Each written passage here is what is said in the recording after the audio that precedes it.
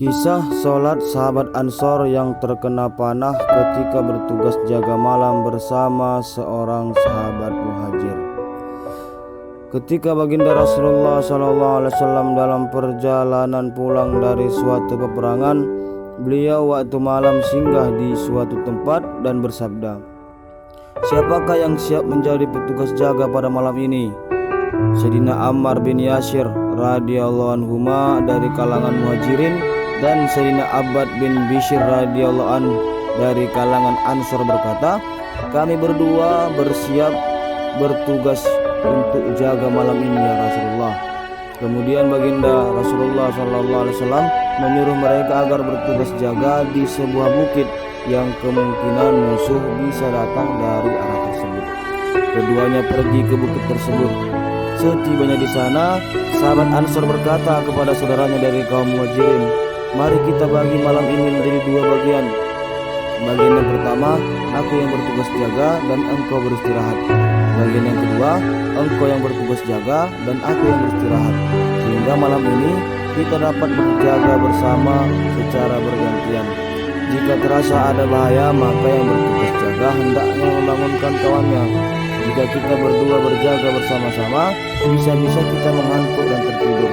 Kemudian sahabat Ansor mendapat bagian tugas jaga yang pertama dan sahabat muhajirin pun tertidur. Sambil bertugas, Sayyidina Abbad radhiyallahu anhu mendirikan sholat. Ternyata ada seorang musuh yang mengintainya. Dari jarak jauh musuh itu mendidikkan anak panahnya ke arah Sayyidina Abbad radhiyallahu anhu. Tetapi Sayyidina Abbad radhiyallahu anhu tetap tenang, tetap tegak, tidak goyah sedikit pun. Musuh pun melepaskan lagi anak panahnya, hingga akhirnya musuh melepaskan anak panahnya ketiga.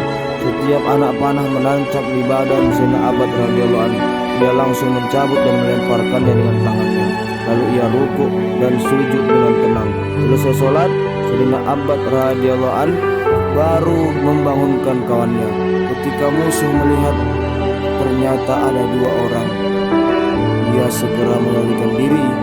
Tidak tahu berapa banyak lagi tentara Islam tersebut.